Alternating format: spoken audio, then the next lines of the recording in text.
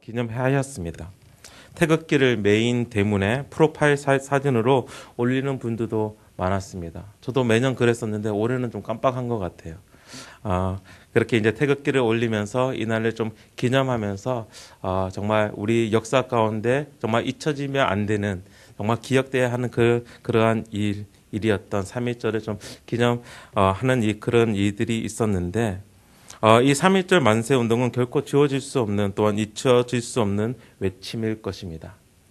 대한 독립 만세라는 그 외침. 일본 정부의 압제에서 벗어나고자 하는 선조들의 외침이었습니다. 제가 아침부터 말씀을 전하며 3.1절을 말씀드리는 이유가 있습니다. 저희들은 이제 3월 1일로 들어오면서 저희들은 마가복음 말씀을 묵상하기 시작했어요. 큐티 본문으로 저희들이 이제 묵상하고 있는데 이 마가복음 1장 1절은 이렇게 시작합니다. 하나님의 아들 예수 그리스도의 복음의 시작이라. 이 문구, 이 구절은 어떻게 보면 이 3.1절에 외쳤던 대한독립 만세와 같은 그러한 느낌을 주는 그런 감정의 선포입니다. 당시 이스라엘은 로마의 통치 아래, 로마 황제의 다스림 아래에 있었습니다. 마치 저희 정부가 일본 정부의 압제 아래와 있었던 것과 마찬가지입니다. 그리고 이 외침, 예수 그리스도의 복음의 시작이라는 이 외침은 로마 황제의 통치에 반항하는, 어떻게 하면 그것을 반영하는 선포였습니다. 로마 황제는 자기 자신을 하나님의 아들이라 칭하였습니다. 그리고 사람들에게 자신을 섬기기를 원했습니다. 즉 하나님의 아들이라는 이 단어는 바로 그 로마 황제 시절을 이렇게 가리키는 단어였습니다. 그런데 마가는 여기서 로마 황제가 아닌 예수님께서 하나님의 아들, 즉 왕이심을 선포하고 있는 것입니다. 또한 복음이란 단어를 생각해 보면 이 단어 역시 왕의 다스림과 연결되어 있는 단어입니다. 제가 이 복음이란 단어에 대해서 여러 번 정의를 좀 드렸던 것 같아요. 복음은 지금은 교회 안에서만 사용되고 있는 단어이지만 예수님께서 사셨던 그 당시에는 마가가 이 글을 쓰고 있는 그 당시 때에는 사회에서도 자주 사용되었던 단어였습니다. 어떨 때 사용이 되었냐면 왕의 탄생을 알리거나 또는 왕의 승리를 알리는 소식이 바로 복음이었습니다. 왕이 군사를 이끌고 적들과 싸우기 위해 싸움터로 나갑니다. 그런데 이 싸움터는 사람들이 살고 있던 도시와 제법 멀리 떨어진 곳이었을 거예요. 도시 안에 있는 사람들은 그 전쟁에 누가 이겼는지 모르는 상황입니다. 그리고 만약에라도 왕이 패하고 적이 승리한다면 죽음이나 포로로 끌려가지 않을까라는 그런 두려움이 도사리고 있었던 상황이었을 거예요. 그런데 꽤 멀리서 누군가가 뛰어옵니다. 어느 정도 가까이 오니 자기 나라 군사였던 거예요. 그런데 그 군사의 모습을 보면서 자신들이 승리했는지 아니면 자신들이 패했는지 알지 못합니다. 왜냐하면 그 모습 가운데서는 정말 패전병같이 뛰어오는 모습이기 때문입니다. 그때 그가 크게 외칩니다. 좋은 소식을 전합니다. 복음입니다. 우리 왕이 승리하셨습니다. 이것이 복음이었던 거예요. 자신의 왕이 승리하였고 이제 자신의 나라는 적의 왕의 포로로 그 적의 왕의 다스림을 받는 것이 아니라 계속해서 우리 왕이 우리나라를 다스릴 것이다 라는 그 소식이 바로 복음이었습니다. 그렇게 마가복음의 말씀은 너무나 명확히 명백한 반역의 선포였습니다. 로마 황제가 아닌 예수 그리스도, 예수님께서 왕이시다. 그가 우리를 다스리신다. 그리고 이 복음의 시작이다라는 이 말은 얘가 하나님 나라의 선포였고 결국은 로마 황제를 반역하는 선포였습니다. 그리고 마가는 이 마가복음을 시작하면서 그렇게 하나님 나라 예수 그리스도의 복음의 시작이라고 이야기를 하면서 예수 그리스도께서 하신 그 일들을 우리에게 보여줍니다. 그리고 예수님께서 가르쳤던 그 가르침을 우리에게 보여줍니다. 그런데 그 사역들과 그 가르침 가운데서 마가는 굉장히 노골적으로 권위라는 단어와 권세라는 단어를 사용하고 있어요. 예수님이 바로 왕으로서의 권세를 가지신 분이심을 마가는 이야기하고 있습니다. 그리고 예수님의 가르침을 우리에게 이야기하면서 결국은 이 예수님께서 하나님 나라의 왕으로서 오실 것임을 우리에게 이야기하고 있는 것이에요. 그리고 오늘 저희들이 읽은 이 비유는 결국은 예수님께서 다스리시는 그 하나님 나라에 대한 이야기이며, 또한 이 이야기를 다른 어떠한 알아듣기 쉬운 이야기가 아닌 비유의 말씀으로 함으로써 정말 이 말씀대로 들기 있는 자에게 들리기 위한 말씀으로 우리에게 주십니다. 결국 그렇기 때문에 오늘 이 말씀을 좀 읽으면서 이 비유들이 하나님 나라에 대한 비유거든요. 그래서 좀 이 말씀을 읽으면서 하나님의 나라, 그리고 그 하나님 나라의 복음의 그 특징들을 좀 오늘 아침 함께 살펴보려고 합니다. 먼저 하나님 나라의 특징을 보면 하나님 나라는 감출 수 없다는 것입니다. 감출 수 없다. 숨길 수 없다. 21절, 22절 말씀 저희들 함께 다시 읽도록 하겠습니다. 21절, 22절입니다. 또 그들에게 이르시되 사람이 등불을 가져오는 것은 말 아래에나 평상 아래에 드러내려 하지 아니않고는 숨긴 것이 없고 나타내려 하지 않고는 감춘 것이 없느니라. 이 구절을 읽었는데 처음에는 이게 무슨 소리지? 라는 그런 생각이 들더라고요. 이렇게 대충 읽으면 무슨 뜻인지 알겠어요. 근데 자세히 한 단어 하나 이렇게 이제 말씀을 전하기 위해서 또 이렇게 자세히 한 단어 읽는데 이게 이렇게 되더라고요. 이게 무슨 소리지? 라는 그런 느낌을 주더라고요. 이제 제가 한국말이 좀 딸려서 그런가 싶어서 이제 그럴 때는 언제나 이제 영어 번역을 몇 개 이제 펼쳐놓고 같이 보는데, 영어 번역을 보면 굉장히 쉬워요. 어떤 말이냐면 등불은 원래 숨겨놓은 것이 아니라는 거죠. 그렇죠. 그런 이해. 그리고 숨겨놓은 것은 드러나기 위함이고 또 닫아놓은 것은 열려 알려지기 위함이다. 이런 말이에요. 굉장히 쉬운 말이죠. 근데 굉장히 어렵게 들리더라고요. 등불은 원래 숨겨놓은 것이 아니라고 이야기하면서 등불의 원래 목적은 빛을 비추는 것이기 때문에 등불을 숨겨놓을 수 없다라고 말하는 것입니다. 그와 비슷한 말씀으로 22절을 이야기하면서 결국은 이 숨겨놓는 것조차도 나타나기 위함이다라고 연결되고 있어요. 예수님께서 하나님 나라를 표현하면서 자주 사용하는 단어가 있었습니다. 바로 비밀이라는 단어였습니다. 하나님 나라를 말씀하실 때 천국의 비밀이라는 단어를 사용하였는데, 비밀이라는 단어를 좀 생각해 보면 어떤 의도를 가지고 숨기는 것, 감추는 것을 말하고 있습니다. 그리고 그 숨기는 의도를 좀 생각해 보면 두 가지 의도가 있을 것 같아요. 먼저는 정말 은폐하기 위해서 비밀로 할 때가 있습니다. 바리새인 같은 경우가 바로 그 경우인 것 같습니다. 하나님 나라가 예수님의 사역과 예수님의 가르침을 통하여서 선포되었습니다. 그런데 그것을 보고 또한 듣고 있는 바리새인들은 어떻게 반응을 하죠? 그 하나님 나라의 선포에 대해서 은폐하려고 했어요. 그렇기 때문에 그 하나님 나라를 덮기 위해서, 은폐하기 위해서 그들은 어떻게까지 하냐면 예수님을 죽이기까지 합니다. 죽이기까지. 하지만 하나님의 나라는 이미 이 땅에 임하였던 것입니다. 또 다른 이유를 생각해 보면 바로 때가 아니기 때문이에요. 타이밍이 아니기 때문에. 좀 서프라이즈 생일 파티, 그 생일 파티나 아니면 프로포즈를 좀 생각해 보면 될 것 같습니다. 프로포즈를 이제 하게 되면 그냥 하지 않잖아요. 그냥 하지 않고 굉장히 오랫동안 준비를 합니다. 그리고 모든 것을 계획하고 또한 타이밍을 딱 재고 있다가 딱 어느 순간이 왔을 때 어떻게 하죠? 안 해보셨나요? 프로포즈? 안 해보신 분 저기 몇 분 계시긴 한데 어떻게 하죠? 반지를 딱 꺼내면서 Will you marry me? 딱 이렇게 얘기하잖아요. 나랑 결혼해 줄래?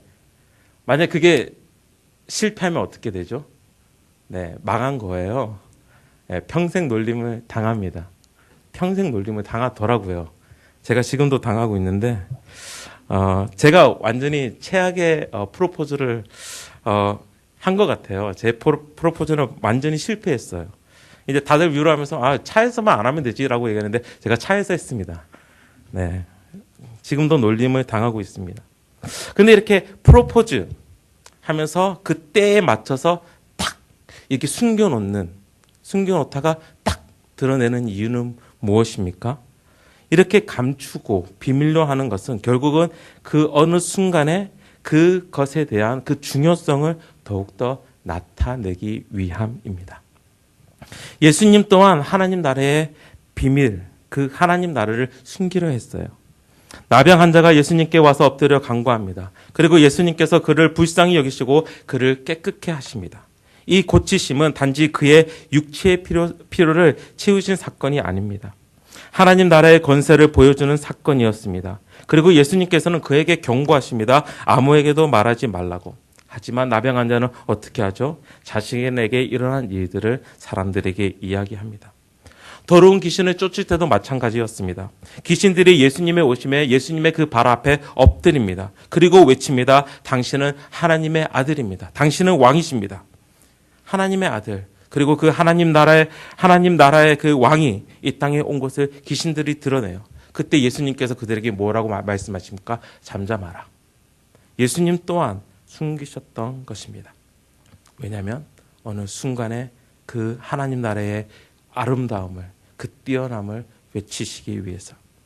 그렇지만 참 재미있는 결과를 성경에서 볼 수 있는데 그것이 무엇이냐면 바리새인들은 완전히 은폐하기 위해서 감추었고 예수님 또한 그때가 아니니 하나님 나라를 숨기는데 결국은 하나님 나라의 비밀은 이렇게 드러날 수밖에 없었다는 거예요. 감춘다고 감출 수 있는 게 아니라는 것입니다. 왜냐하면 하나님의 나라는 너무나도 뛰어나기 때문입니다.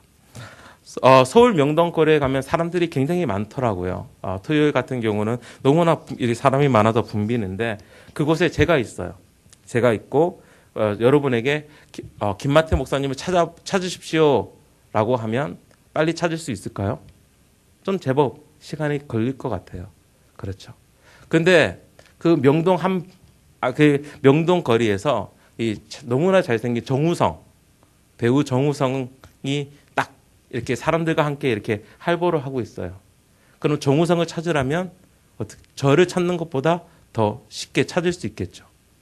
좀 더 쉽게 찾을 수 있는 사람이 있을 것 같아요.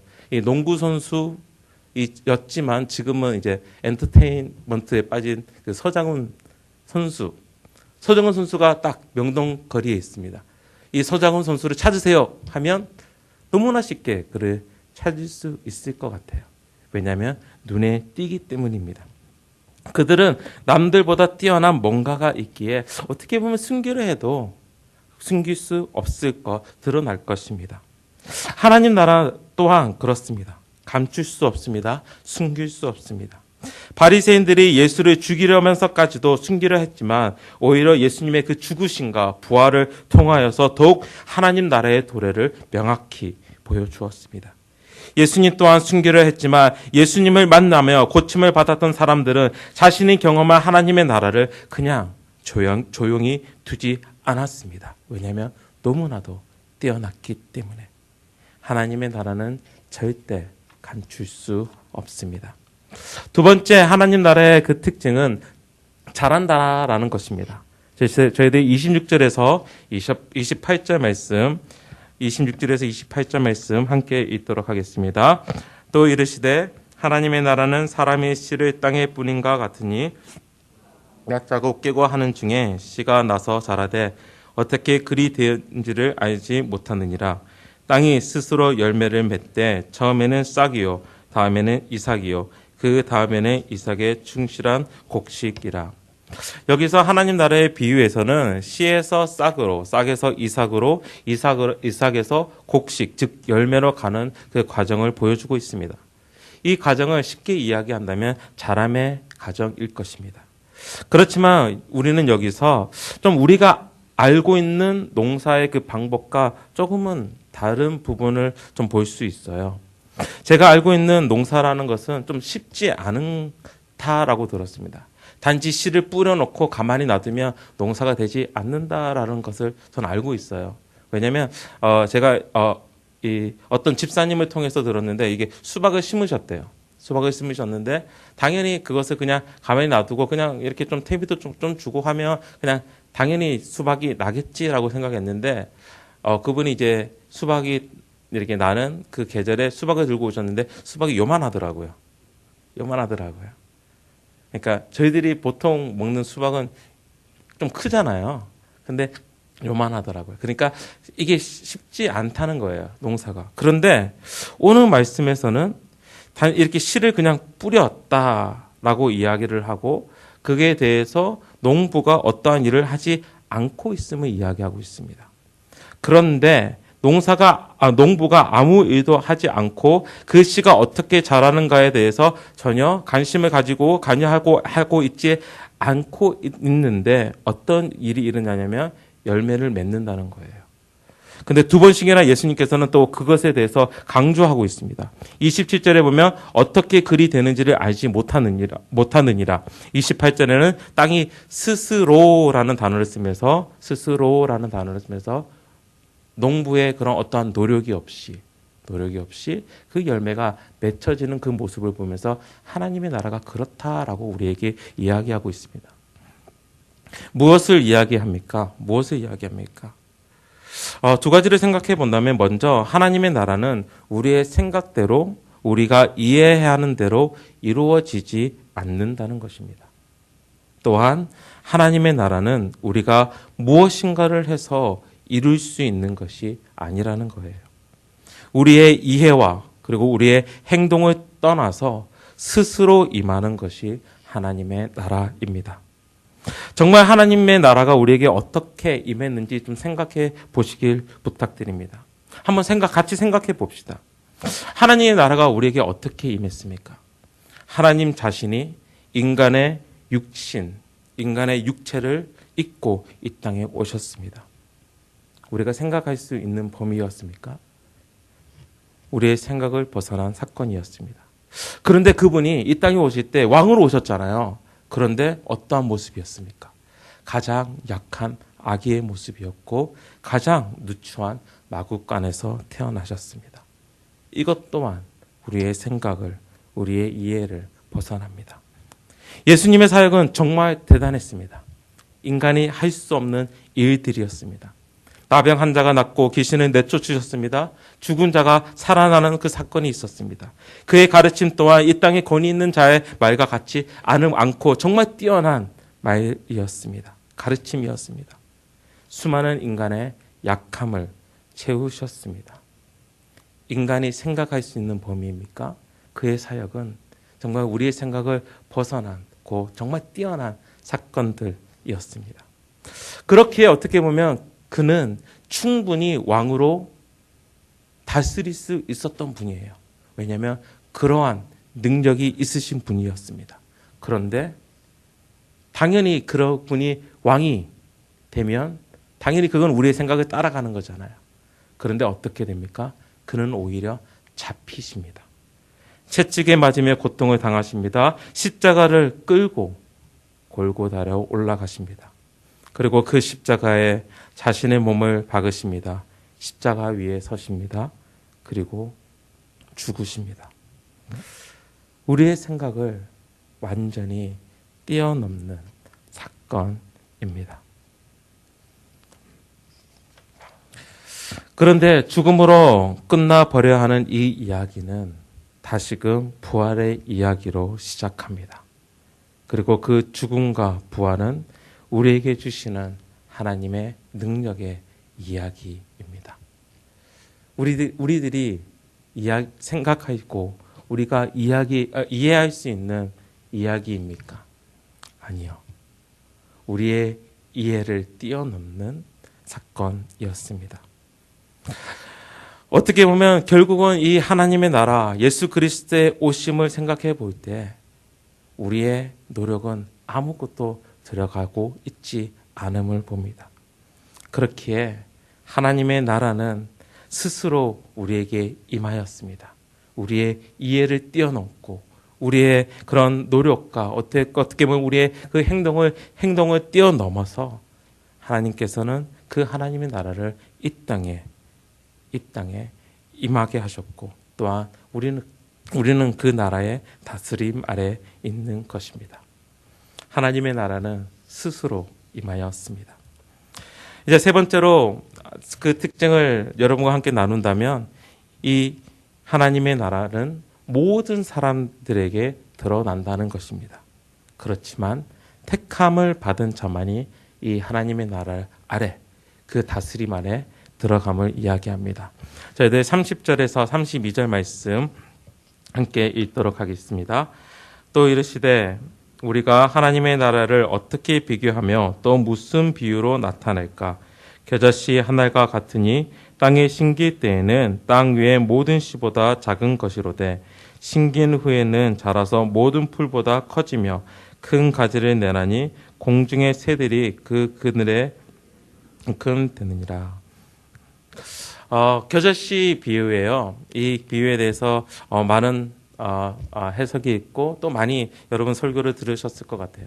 근데 우리 여기서 또 잠시 살펴볼 수 있는 게 있는데 그것이 뭐냐면 하나님의 나라는 드러날 수밖에 없다는 거예요. 왜냐하면 겨자씨는 정말 작은 씨앗을 이야기하는데 이 씨앗을 어떻게 보면 정말 너무나 안 보일 수 있는데 결국은 어떻게 되죠? 이 나무가 되었을 때는 그 하나님의 나라가 드러나는 것처럼 어떻게 보면 제가 말씀드린 그 첫 번째 순교를 했지만 드러날 수밖에 없는 그런 하나님의 나라를 다시금 여기서 보여주는데 이 비유를 통해서 하나님의 나라에 대해서 많은 것을 이야기할 수 있을 것 같습니다. 처음에는 작게 시작했으나 점점 커지는 하나님의 나라를 이야기할 수 있을 것 같고요. 또한 씨가 뿌리고 또한 그 씨가 뿌려지고 또한 뿌리가 내려지는 그 상황 그리고 그 점점 그 나무가 자라는 그 과정을 생각하면서 그 시간이 단지 짧지는 않다. 결국은 그 시간이 올 때까지 인내함으로 그 하나님의 나라를 기다려야 하는 그런 하나님의 나라를 또한 이야기할 수 있을 것 같습니다. 하지만 제가 오늘 좀 이렇게 포커스해서 집중해서 보고 싶은 그것은 뭐냐면 공중의 새들이 그 그늘에 깃들 수 있었다라는 겁니다. 여기서 공중의 새들이라는 새들은 어떻게 보면 정해놓은 새들이 아니었을 거예요. 그렇죠? 새 중에서 너만 여기 앉을 수 있어 라고 정해놓고 그 나무에 앉지 않았을 것 같습니다. 저희들 가을만 되면 까마귀들이 저 전깃줄 위에 쫙 앉잖아요. 근데 그들이 딱 이렇게 정해놓고 앉는 거 아닌 것 같아요. 그렇죠. 그런 것처럼 어떻게 보면 어느 선택받은 새만이 그 가지에 앉아서 그 그늘을 즐기는 것이 아닐 거예요. 모든 종류의 새가 날아다니다가 그 가지에 앉을 것 같습니다. 즉 하나님 나라의 복음은 어떻게 보면 모든 사람들에게 열려 있다는 거예요. 어떤 선택된 사람들만 그 복음을 듣는 것이 아니라 모든 사람들에게 이 하나님 나라에 대한 그 비밀이 선포된다는 것입니다. 그렇지만 그 중에서 들을 수 있는 사람만이 듣는다라고 성경은 이야기하고 있습니다. 33절과 34절에서는 예수께서 이러한 많은 비유로 그들이 알아들을 수 있는 대로 말씀을 가르치시되 그 사람들을 그 말씀을 하신 거예요. 비유를 말씀하신 거예요. 그리고 34절에서는 비유가 아니면 말씀하시 아니하시고 다만 혼자 계실 때에 그 제자들에게 모든 것을 해석하시더라라고 이야기하면서 결국은 그 비유에 대한 해석을 설명을 해주시면서 결국은 그 하나님 나라의 비밀을 가르쳐 주신 거죠. 택한 자들에게. 여기서 좀 두 단어의 차이를 좀 나눴으면 좋겠는데 택함과 선택함의 차이라는 거죠. 선택이라는 그 단어, 좀 더 이제 영어식으로 보면 selection이라는 그 단어인데 이 선택에는 어떠한 조건이 있는 거예요. 어떠한 뛰어난 이렇게 사항들이 있으면 그 사람을 선택하는 거죠. 선택. 그 사람이 뛰어나니까 남들보다 우수한 것들이 있으니까 그 사람을 선택하는 것입니다. 그렇지만 하나님 나라를 듣는 그 자들은 하나님께서 택하신 거예요. 택하면은 조건이 없습니다.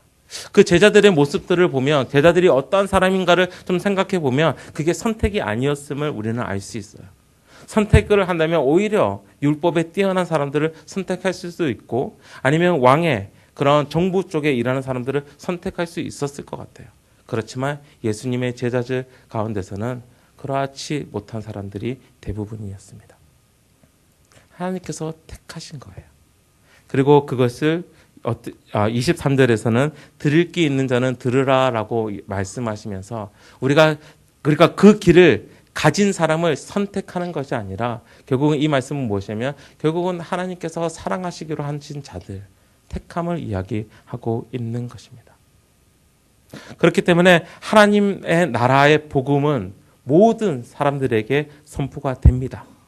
그렇지만 그 하나님 나라를 경험하고 또한 그 다스림 안에 있는 자들은 결국은 은혜를, 그 사랑을 받은 자만이 다스림 안에 있을 수 있다는 것입니다.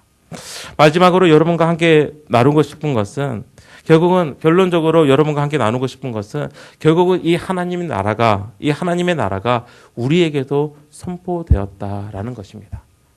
모든 사람 안에 우리가 들어가잖아요. 그렇죠? 하나님의 나라의 선포는 모든 사람들에게 선포된다라고 말씀드렸는데 우리 또한 그 모든 사람 안에 들어가잖아요. 하나님의 나라가 우리에게 선포되었습니다. 그 감추어졌던 것이 우리에게 드러난 것입니다. 그런데 이 하나님의 나라가 우리에게 선포될 때는 단지 들리는 외침으로 선포된 것이 아니라 우리의 결정을 요구하고 그에 따른 행동과 삶을 요구하면서 선포된 것입니다. 저희들 25절 말씀 함께 읽도록 하겠습니다. 25절 말씀. 저희들 24절, 25절 말씀 함께 읽도록 하죠. 24절, 25절 말씀입니다. 또 이르시되 너희가 무엇을 듣는가?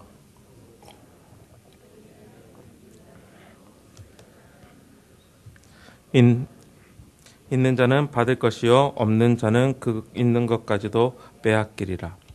하나님 나라에 대해서 말씀하시는데 선포를 하시는데 약간 경고를 하시는 거예요. 그렇죠? 경고의 말씀입니다. 약간 하나님의 구약 성경에서 나오는 하나님의 심판과 약간 연결지어서 말할 수 있을 것 같아요. 그 하나님의 심판의 말씀이 선포될 때에 경고의 그런 의미를 가지고 있습니다. 너희들 그렇게 하면 죽는다라는 거예요. 너희들 그렇게 하면 하나님 나라에 들어가지 못할 것이다 라고 하나님께서 말씀하시는 거예요.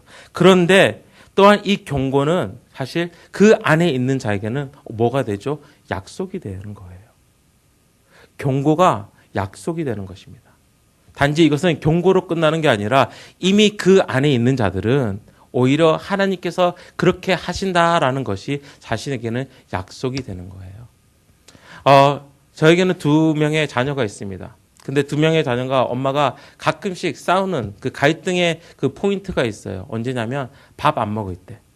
엄마는 이제 맛있게 아이들에게 어떤 음식을 준비할까, 어떤 영양소가 들어가 정말 좋은 것들이 들어간 음식을 만들잖아요.